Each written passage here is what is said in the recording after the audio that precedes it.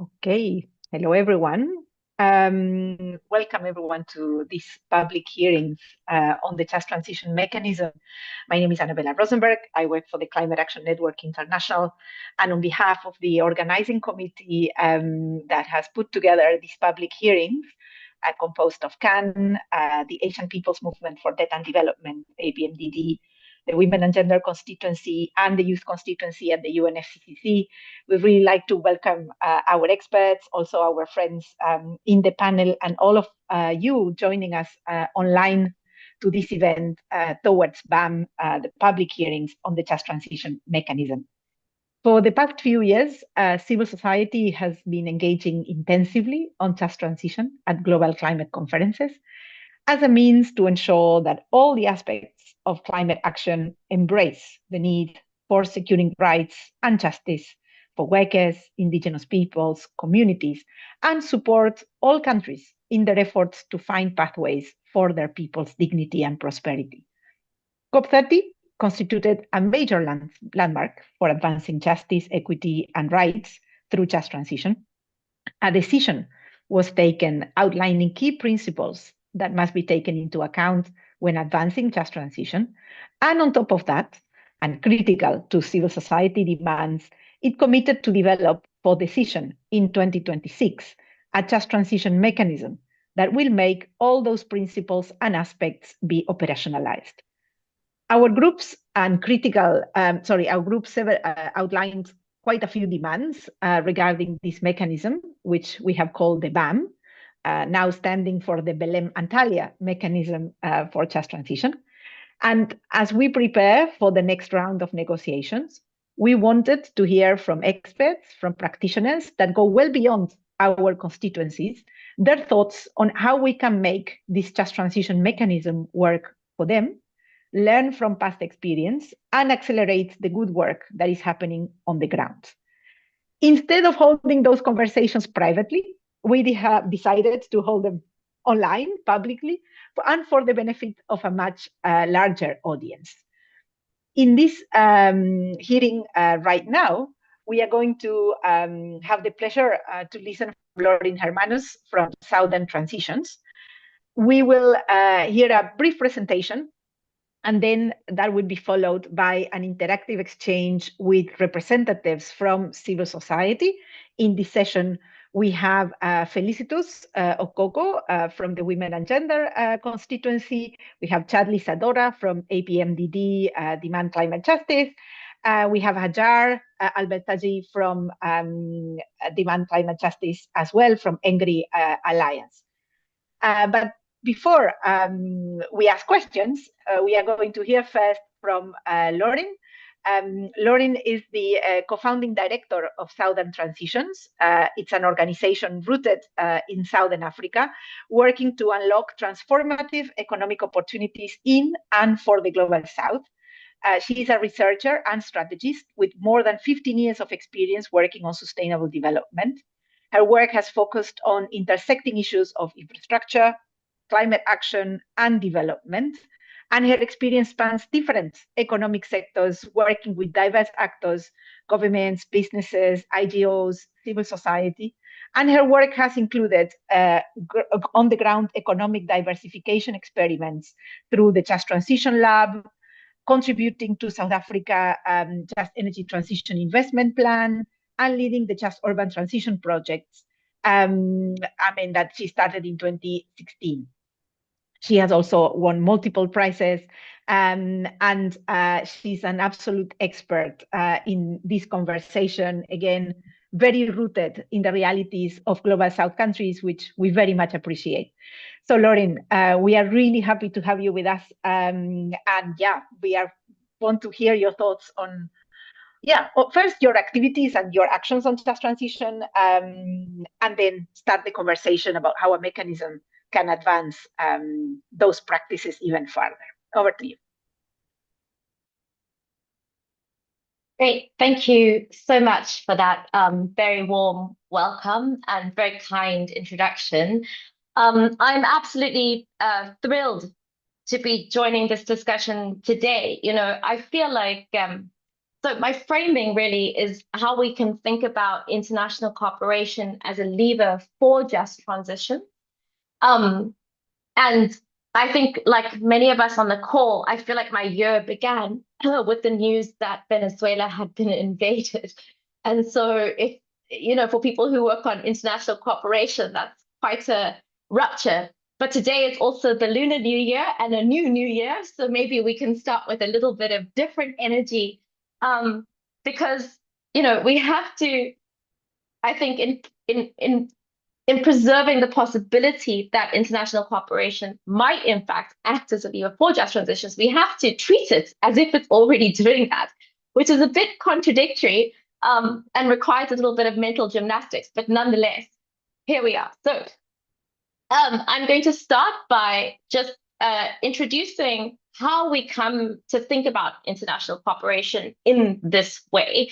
And so I will start then with our broad approach to just transitions. So, I mean, I don't have to tell anybody who's listening into this call or anyone on this panel that the just transition has really broadened in scope and broadened in depth, and also broadened in terms of the range of actors who find themselves implicated and maneuvering in order to define and advance this concept of just transition.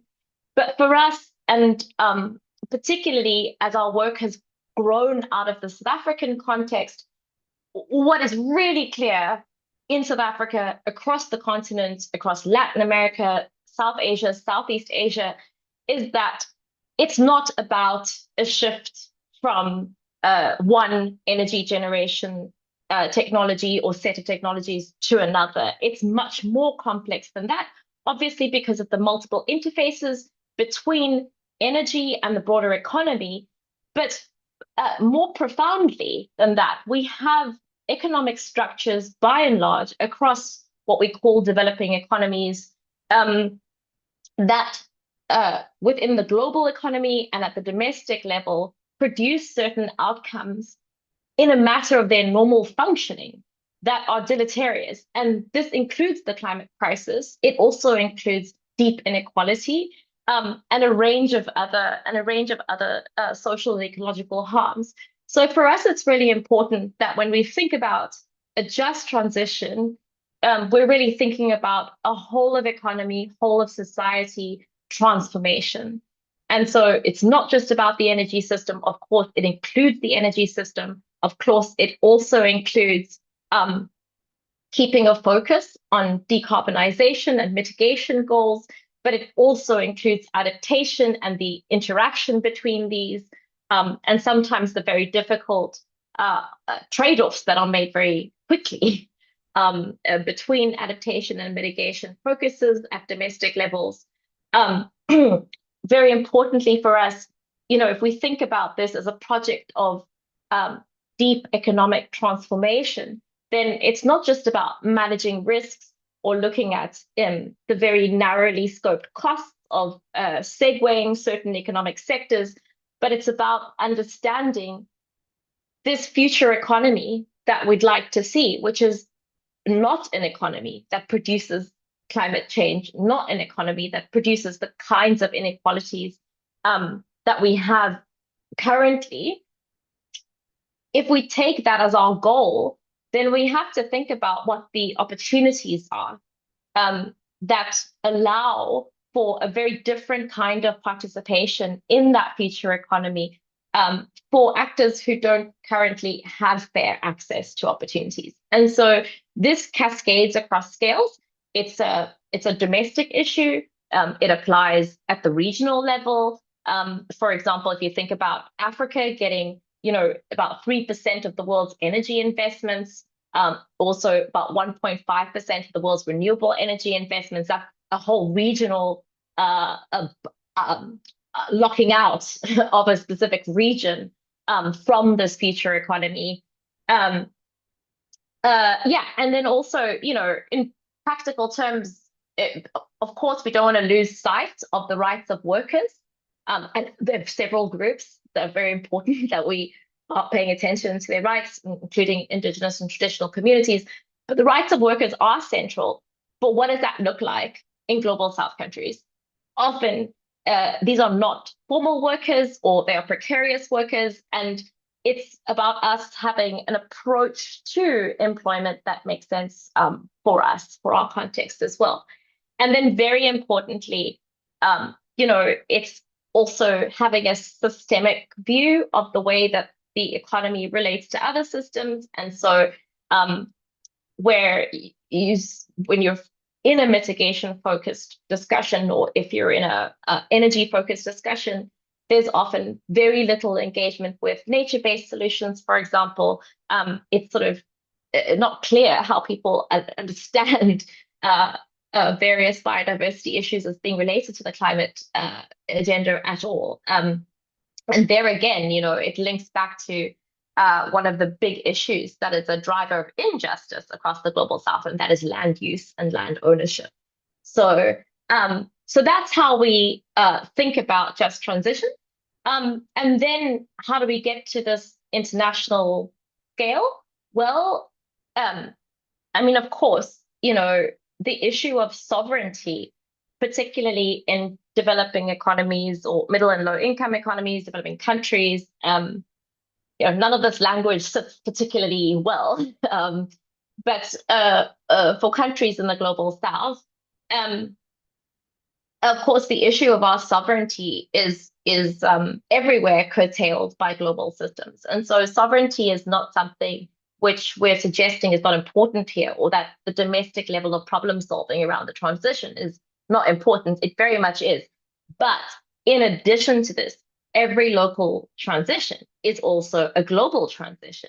The issue of, for example, like a mining affected community that may comprise a few thousand people, always, even there at that very local scale, global systems and global dynamics are showing up, right? So they show up through international rules, they show up through transboundary systems, whether these are man-made systems like our finance system, or shared ecosystems, for example, value chains and production networks.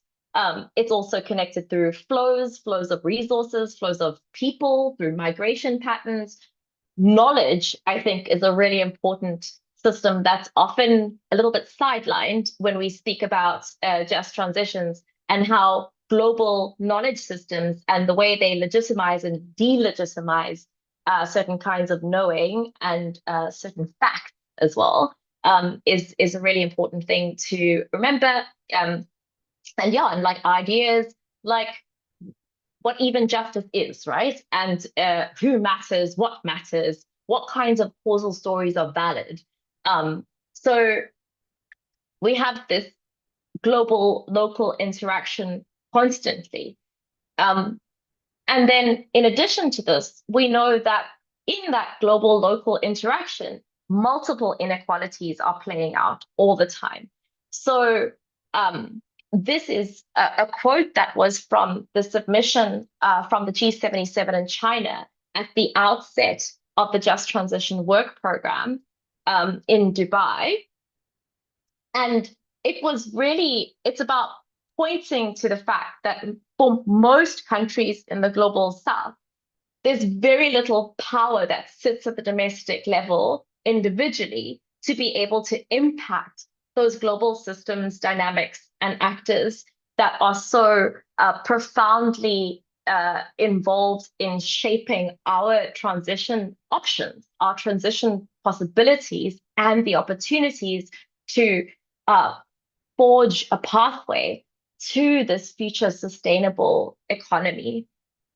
And these inequalities are often more tolerated when we talk about them inside our countries as a problem.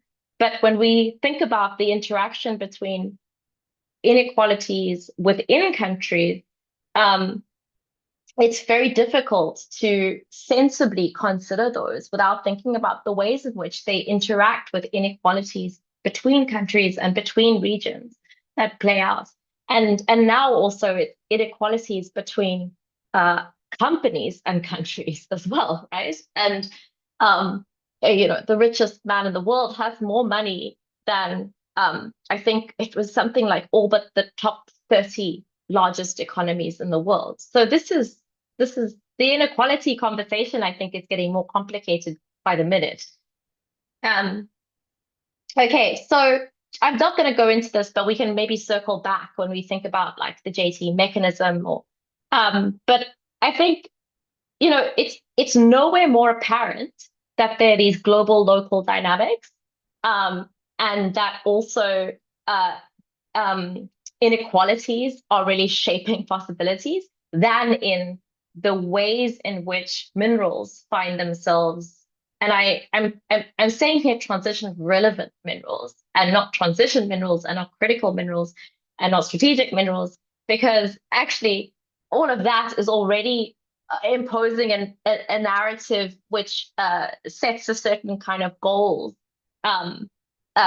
which are more or less true, I think, to what is happening on the ground, right? And I think, yeah, Annabella, you and I have had this conversation a little bit already. I'm sure we could go on for hours just on this topic. But you know, the point is that here we see quite a dramatic cleavage between countries that are on the demand side of the minerals question, who are really thinking about it, framing it in terms of a security of supply issue. And then we see countries on the producing side of the minerals question. And those countries are really thinking broadly about what are the prospects to leverage our resources for development for the first time in our histories, right? And so, and then that, of course, again, that's the international dimension, but then you have to go locally. And for many of us, and I include myself here, come from communities who have faced generations of displacement and more than once for mining, right? And so, yeah, it's that dynamism and the complexity, which often we have a trouble with wrestling with that in our institutional environments, and that includes international and domestic institutions.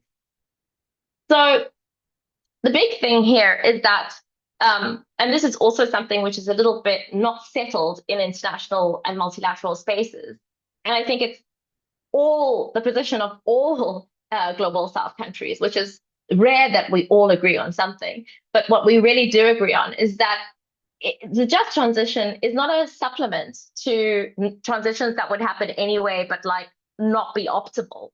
This is how we get the transition, right? So there are certain enabling actions, interventions that are inequality sensitive interventions, right? And deprivation sensitive and vulnerability sensitive, that are preconditions for the transition unfolding across different regions, and in some regions at all, right? And so I think that, you know, in terms of like our political moment that we find ourselves in now, I have this quote from Amitav Ghosh, and he's like a constant source for me of solace and inspiration in these times, which is, you know, how long could better resourced, more capable countries pursue the politics of the armed lifeboat?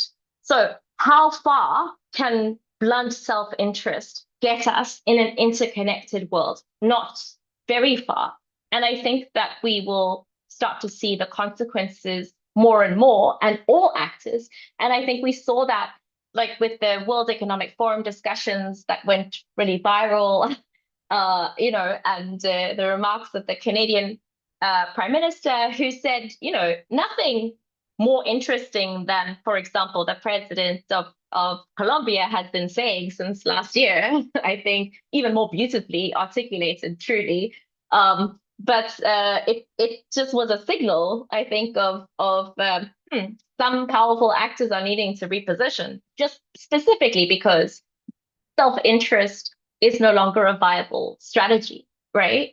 So the question of benefit sharing and risk sharing in the transition is now firmly on the international agenda, not for all actors, but I would say now it's for most actors, although we might not know what to do about that. So for us then, we need to think about, to our minds, if this is a massive systemic shift that needs to happen, where are the leverage points, where are the levers within that, And this is how we think about our work at Southern Transitions. We think about what might those levers be, and then where are the strategic entry points where we can work on those levers to produce different outcomes. And so just one example here is, international cooperation for us is a critical lever, just given what I've outlined before. So, for example, is reshaping transition policy windows and kind of system. This is about thinking about system goals and also thinking about narratives about the world, which we do not always grapple, I think, enough with how much ideas about what is and isn't possible, what doesn't matter, how much that shapes the plans that exist for us at international and domestic levels. Global value chains that's another big intervention lever for us. And then thinking about regenerative finance and investments as well. And then I've just put here an example of one of the entry points that we use, which definitely for us, being rooted in Africa, not working exclusively in Africa, being very committed to South-South cooperation and South-South-North cooperation as well, reimagining that and being a part of all the actors who are trying to do this. So transforming minerals, I've just put here in short for green industrialization. There's a lot more that comes into this, but this is how we kind of think about our work. So then, the question is for international cooperation, well, what would that look like? And so you need to really drill down into specifics. What are the mechanisms? Who are the actors? What are the actions? And so certainly for us, one of the sets of mechanisms is multilateral forums or parts or processes within these. And so, of course, UN agencies, which sadly many are being defunded, as we all know, the G20, which South Africa cannot attend this year, the G7, where South Africa, I think, will be an invited guest, and also where we as Southern Transitions are participating in a T7 panel, T7 group as well. World Trade Organization, things like the Critical Minerals Framework, the Just Transition Work Program, and then this JT mechanism as well, right? And so it's like, well, what would that mechanism need to do? What would it need to do? How should it do that thing? Who should be involved? These are all questions that should be hotly contested, and and also to find points of coherence. Even with some stakeholders that we might not be naturally so aligned, the stakes are very high. Cooperation is essential, and not always comfortable. So I think for us, there are other things like the knowledge generation, knowledge legitimization as well, not just the generation, because there's lots of things we know and yet we don't act on it. Technology transfer, education and skill development, and I would say more broadly capabilities transfer as well. And. I mean, this can go on, and our list is constantly evolving. And our strategy, I think, like a lot of different actors who work on international cooperation, we are taking this moment to also just pause. It doesn't always feel like we're entitled to the pause because everything feels so urgent. But one thing that I can say is from my more philosophical work outside of this, this work is that for those of us who work and live and are connected to the global south, we have survived the end of the world. We've done it before. All of us are here because we've survived the ends of world. Yes, it feels urgent. And also, if we don't pause and really almost reclaim our right to reflect and contest and debate and shape, we are going to be subjected not only to external plans, but to the violence of our own plans, right? And to the short-sightedness of our own plans. And so, for me, this is something that's really important. I've just said there that, the Critical Minerals Framework it's another example, which I think I'm very proud of South Africa for achieving this. It, of course, doesn't look like we wanted it to look, of course not. But in terms of just bringing producer countries and supply and demand side actors into a coherent conversation around minerals, it was really important. And and it's not really been done before. And yeah, I think maybe one risk to put on the table as we think about just transitions and international cooperation is something which is kind of related to the critical minerals, but then quite different, is the UN panel on critical minerals. And for me, my concern with the UN panel is not the content. If you go into the content, it's great. There's a lot that we want to see there.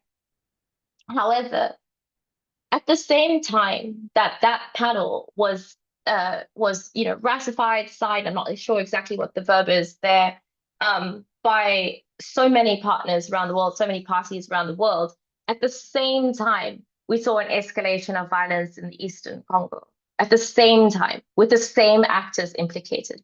And so what does it mean to achieve these wins toward just transitions through formal governance, and then to see real governance play out in ways that seem to be taking the opposite direction? What does that divergence mean for us? And I think that there are risks in the divergence, and it's something for us to think about together. I think that's more than enough presentation. Thanks so much, Lauren, and thanks also for all those reflections that, as you say, go well beyond like the immediate thinking or the tactical thinking we can have about the mechanism. And yeah, there were so many things that that I found thought-provoking and deeply insightful for our work. As you know, we have been asking, to all our different guests in the hearings, like your thoughts also on what a global mechanism can do to serve those objectives that you were talking about in an extremely complex multilateral environment. And also, as you said, not only complex multilateral space where Cuba today is being cut down from fuels just because a government decided that it should get no fuels. We are in that world, where also the discrepancy between global conversations and the reality of global South countries, it's dire and extreme, not to refer also to the genocide in Gaza and many, of the struggles that the world is facing. And at the same time, those openings in the global space, at least for bringing the right ideas to the table and not just leaving the space, to the rules as we know them, and keep using them as spaces for an alternative vision of the world we want.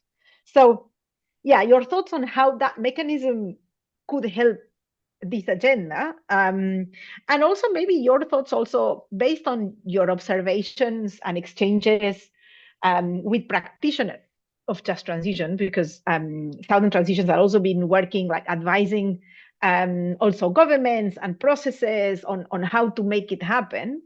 Like your sense of how we could engage those actors in this mechanism conversation, so that it's not limited to a negotiating space, but also to one that can really benefit people and organizations that are trying to make it happen. So those are two questions that we're asking everyone. I also like to open maybe for Hajar, Felicitus, Chadley, if they want to chip in right now with any additional question for a first round. Hajar, of course. Go for it, dear. I love to talk. Thank you so much, Lauren. This was very, very insightful. I was just like listening, taking lots of notes. Thank you also for the very well-structured presentation. I'll share now only a first question on actually, no, I'd be a bit greedy and share two questions for now. The first question is around the financial mechanism for the just transition, with the increasing push from global North countries and governments for concessional loans and creating more burdens over global South countries. How do you envision from your work closely with the governments and also on the grounds, like how could you advise civil society tactics on pushing for non-concessional loans to finance this mechanism, and how do you envision the finance system for this mechanism? My second question would be on critical minerals, but also in connection. Thank you so much, also Annabelle, for bringing this up, for the ongoing wars and genocides in Palestine, specifically in Gaza and West Bank. Now we see Venezuela and also Cuba, like lots of pressure, Congo, Sudan, all these wars on global South countries are being funded by fossil fuel and critical minerals and like exploiting resources. So would love to hear more your thoughts and reflections on how would this impact the mechanism. Thanks, Antar. And I know, Lauren, there are many questions, but I will just take Chadley's and then back to you. Chadley. Thanks, Annabella, and thanks, Lauren, for a very, as Annabella said, thought-provoking and excellent presentation. I have two questions too, but I'll stick to one for now. I'll reserve mine for the other one for later. But following Annabella's reminder that the purposes of these sessions are actually to get concrete ideas from experts and practitioners on how to structure this just transition mechanism, or what we like to call the BAM. How do you think a BAM can concretely address the different dimensions of just transition across value chains? For example, you've already mentioned critical minerals, but also food systems. As you said, land use, land ownership is a big issue for developing countries. What features and functions or even processes or mechanisms should the BAM have to concretely address these towards a more equitable governance of just transition globally? Thanks, Chadley. Easy ones, Lauren. Nothing you can't do. Yeah, 5 minutes, and then we can all just quit our jobs. It'll be fixed. Yeah,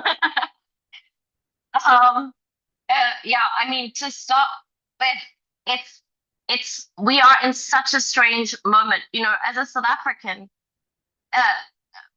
one of our first state visits by Nelson Mandela was to Palestine. You know, the Palestinian struggle formally.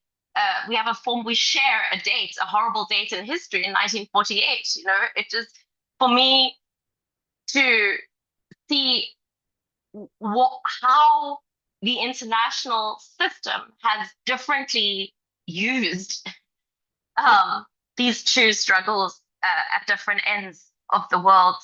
It's absolutely heartbreaking. And I think that, you know, nowhere again is it for us more clear that part of what we're fighting here is for the articulation of the world from our perspectives, right? Because the issue of like whether or not people are calling a genocide is exactly this kind of hegemonic control over the truth and over what matters. And, you know, and I think as Hajar also mentioned, this interconnection between this military systems and energy systems, and you know, it can be very overwhelming to think about the interconnection of systems and actors, but we must sufficiently grapple with this complexity if we are to make viable pathways forward. And I think perhaps that's why Gustavo Petro's comments were not so well received, like John Carney's, because he was much more adamant in exposing these interconnections, right? So, and similarly for Cuba, I mean, the Cubans again, have not only helped South Africa in our liberation struggle, but also in our AIDS crisis as well, sending doctors. This international solidarity, which seems more difficult than ever, is I think also now more essential than ever. And it's not just about state to state, and it was never about state to state cooperation even then, right? And so when we think about our role as actors here, sitting outside the states, we also are responsible for international solidarity and for driving the kinds of changes that could also support our governments in seeing different options for themselves, right? And seeing different options in the way that they navigate those spaces, which I think is one of our roles. So, yeah, in terms of this mechanism, I think, why do we need this mechanism? Well, it's very simple. We've seen a continuous marginalization of issues around equity and justice within multilateral forums, I think, broadly, and certainly also within the UNFCCC. And so that's why we have the JTWP. So I think the initial idea was that somehow equity and inequality would be addressed in these different parts of the UNFCCC structure. And we haven't seen that materialize. And we certainly, that is nowhere clearer than around finance, for example, but across a whole range of different discussions. And so when we think then, okay, so what then should the mechanism do? And I think that that's the first question, is like, what do we want this thing to do? I think one of the things that we want it to do is to cement a very live operational understanding of equity and what embedding equity actually means in practice across the UNFCCC. And the challenging part is it has to do this in a way that is depolarizing despite our divergent interests. This is it's such a deep challenge, but we have to do it. We have to do it. We know that all major global economic shifts really require that certain large and powerful actors are on board. So some of the hard work that we need to think about for those of us who will be directly and indirectly involved with this mechanism is truly, what does that depolarization look like? And sometimes it can be easier where there's like kind of more obvious win-win actions, but often there are not. And often there are, I don't want to call them trade-offs, I will call them tensions, because already by the time you call it a trade-off, actually a political bargain has been struck, right? And I think what we are saying actually is that some of the political bargains and settlements need to be unstruck. They need to be deconstructed, because actually there are some fundamental shifts that need to happen. So then I do think part of what the mechanism should be driving is bringing practice like into the UNFCCC, practice and practical examples. And look, we understand that the UNFCCC is a certain kind of beast and it can only do certain kinds of things, but those things can't be divorced from reality. And so I think just looking again at the UN panel on critical minerals, this is what it looks like when you have a very nice sounding process that is divorced from reality. You have an escalation in minerals driven conflict that unfolds exactly in parallel to the most ambitious minerals discussion that's ever been had at the UN. And that is not what we want at the UNFCCC, right? And the UNFCCC hasn't given us something so ambitious, but we don't want this mechanism to be a space where the language of ambition is promoted at the same time as very different realities unfold on the ground. So I believe that the mechanism can be somewhere where realities are brought forward. So I think it can be where challenges are brought forward. But I also think it should be somewhere where, I'm not going to say best practice, because I don't think best practices exist for some of the things that we want to do because they are new. So good practice, interesting practice is brought, and where, yes, it's brought into this multilateral space, but it not in a way that requires consensus to take it forward. Because I think if consensus, we don't want perfect consensus to hamper, right? Action between different parties. And so I think for me, I think that it's our role, it's the role of organizations, I think many represented here, to bring ideas, to bring imagination about the kinds of actions, activities, networks that we think should be supported and understood. In terms of shifting narratives, again, it's not a small thing and it's not an easy thing.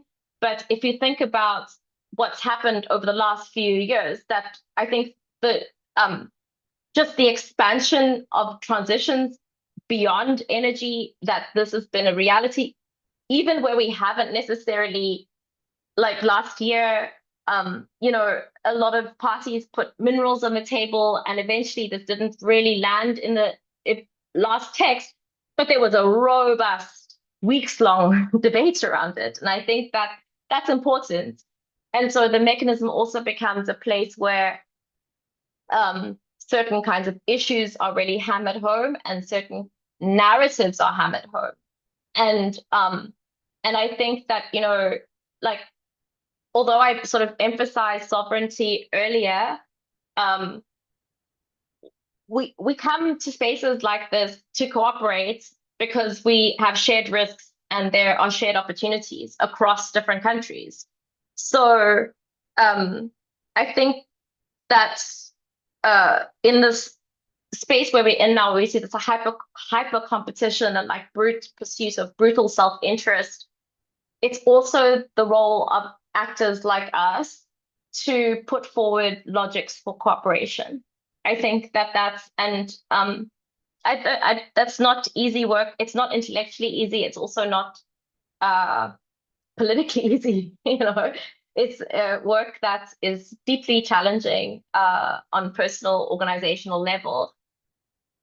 But we must do it. And so, in terms of like concrete ideas, I think absolutely there should be the mechanism should be a platform where demonstrated good practice is brought with the idea that it can be better understood by people, but also that it could be replicated, it could be scaled up. I think it should be a space where we really think about not so much a negotiation space like in the JCWP, but a complementary brokering space where relationships are brokered, where knowledge and the diffusion of knowledge is also brokered, to a more facilitatory space to complement the negotiation space in the JTWP. And I think that, yes, some priorities should be put on the table. I think food systems is an obvious one. I think minerals is an obvious one. And I also think integration should be a function that's put on the table, because justice is not something that you solve in one part of the system and then it cascades everywhere. There is always tension. So if we sort of say, okay, South Africa is going to enter into a deal to help with supply chain expansion or value chain upgrading, for manganese or whatever, that might look good at the national level. And then there's a whole bunch of problems that unfold at the subnational level because there's a big trade-off there. In that case, between mining and then the impacts of mining, which are basically killing our estuaries, fishing estuaries on the West Coast. So I think, it needs to be a place, again, where those tensions can be productively explored. And the big thing for me is how can we make it a place that is practice-oriented and depolarized? I think those are the two big goals. And that's not, if you have the answers, let me know.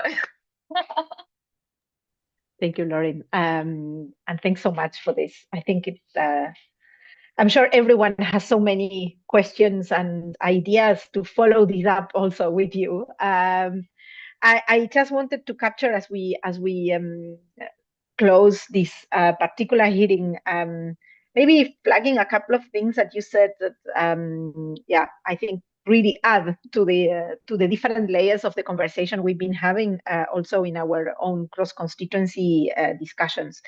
I really like this idea that every local transition is always global. I mean, it's very powerful, it's very simple, but it's something that we've been insisting on a lot. There's no country is an island, no transition region is an island. Everything is connected, and we have to hold that complexity. I mean, even if we cannot address all of its dimensions. And I think we can do that. And the multilateral system needs to be able to hold that complexity. I think this idea that cooperation is essential and is not always comfortable, I think it's also one that we have to sit with, because it's true. I mean, like, it's complicated to believe in cooperation in a world like the one we're living on. And despite that, yeah, there's no universe under which we manage to face our multiple crises without it. You also offered several ideas on what the mechanism could do, like in terms of bringing some of these practices to the global conversation, the idea that basically we manage through this mechanism to make the right ideas being discussed. Whether we manage to agree on them or not, at least the conversations are on the things that we want or we need to be discussed. The importance of a mechanism as a brokering space, complementing negotiations. There was one thing though, and with that I will end, this idea of the divergence between a global conversation and the reality on the ground. What we know, it's growing, although the ambition of the multilateral space is also decreasing, getting us even into a rabbit hole of lack of ambition in all ends. I would still like to see the just transition discussion more as an anomaly rather than a divergence. Like, despite the worlds in which we are, the multilateral system offered us what I think is a pretty promising space for a discussion. And we need to multiply anomalies to change the system. So I think on behalf of us all, thank you, Lauren. Thank you, Southern Transitions, for being so inspiring always in all fronts. And thank you also for all those following online. Do know that now we are going to break this stream and start again in 9 minutes with a new hearing or with Ned on the technology space, which is another connection that we need to follow. So just push your actualization of YouTube to get into the next stream in about 9 minutes. And otherwise, for the ones in Zoom, you stay with us. And thank you so much, Lauren, for being with us this morning or afternoon or night for some people. It was lovely to have you and super insightful.